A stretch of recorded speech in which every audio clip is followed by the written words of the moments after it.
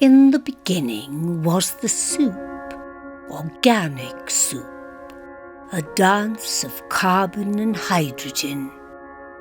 Then came the trees, and out of the trees, fire.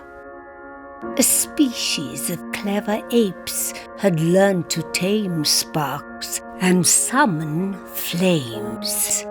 They lit a fire under the organic soup, and things began to bubble.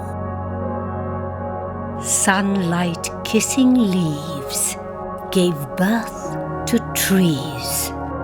Trees kissing firelight gave birth to fields of ash.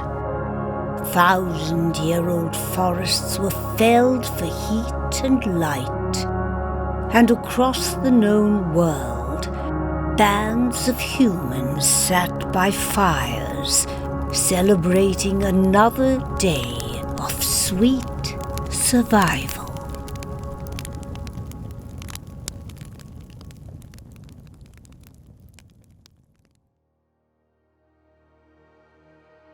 We descended from the trees and cut them down for fuel in our wake. The road to civilization is paved with trillions of trees. They gave their bodies to build our cities. We wrote our histories, philosophies, and shopping lists on their pulpy flesh.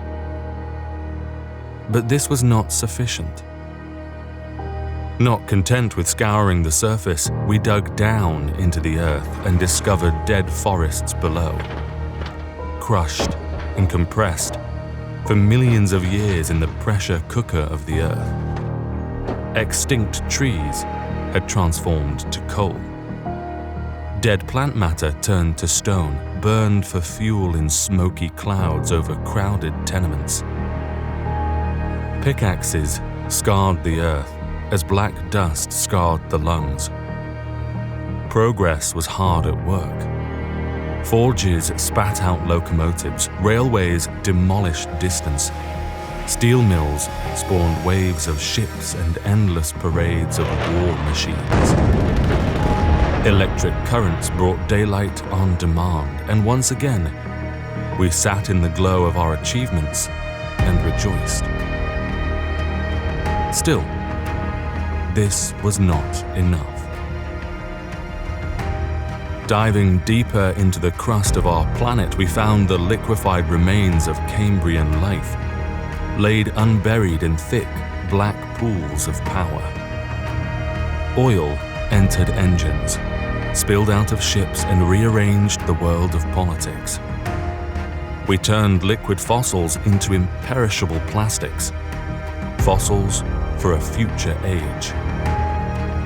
But bubble, bubble, through toil and trouble, our soup kept cooking, evaporating through deep space and leaving behind things yet unknown at the bottom of the pot.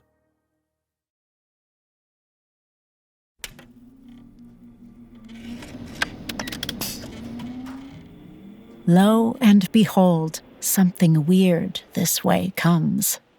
For 4 billion years, carbon has danced for our existence. Trees, bats, whales, humans, we all came from carbon. We live and die in carbon, faithful to the laws of organic biochemistry, where carbon rules supreme. Then suddenly, enter silicon. Our busy hands stirred the pot towards something new and unprecedented. After eons of carbon, we stand at the threshold of silicon life. AI, cyborgs, bionic minds, digital entities.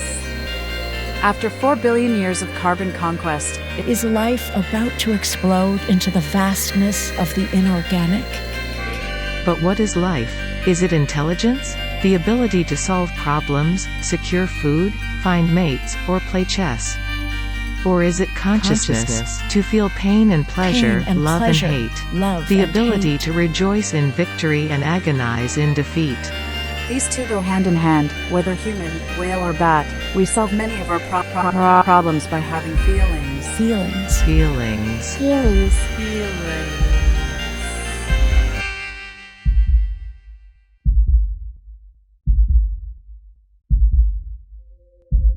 What's it like to be a bat?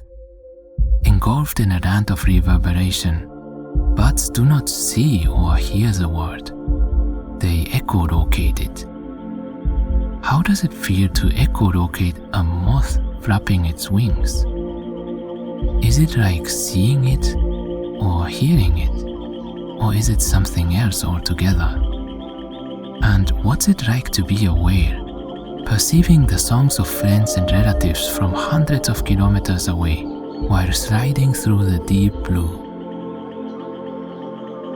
Every whale has its own repertoire resonating across oceans. How does it feel to live such a life, submerged in the water world of musical mindfulness? The depth and breadth of life is beyond measure. We can't experience the consciousness of a whale, a bat, or a tree, yet we grant them their existence. What then of artificial life? Computers are developing their own intelligence at such a rate they may soon beat us at every competition we can conceive of.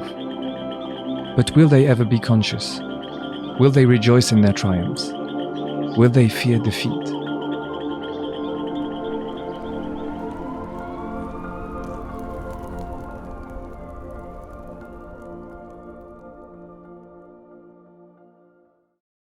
Just as airplanes fly faster than birds without ever developing feathers, So computers might solve problems better than humans without ever developing feelings. AI could excel at every task and yet experience no joy and appreciate no beauty. Are we heading towards a dead universe, brimming with intelligence? But lacking any flicker of life? Or perhaps computers could become conscious. Who says consciousness is confined to carbon? What's so special about 6 protons holding hands that 14 protons cannot best? Indeed, computers might explore new regions of consciousness, not just new oceans, but entire galaxies of feelings that neither bat nor whale nor human has ever experienced. And what would that mean for us and our little bowl of soup in space? Will it be nobler?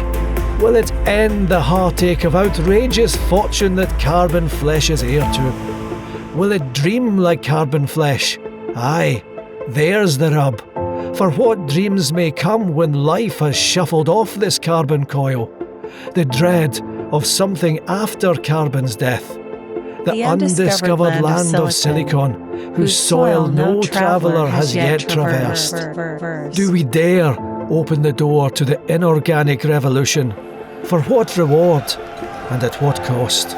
Answer fast, for the soup is boiling quicker still. There is little time left for your carbon bodies to stir the pot.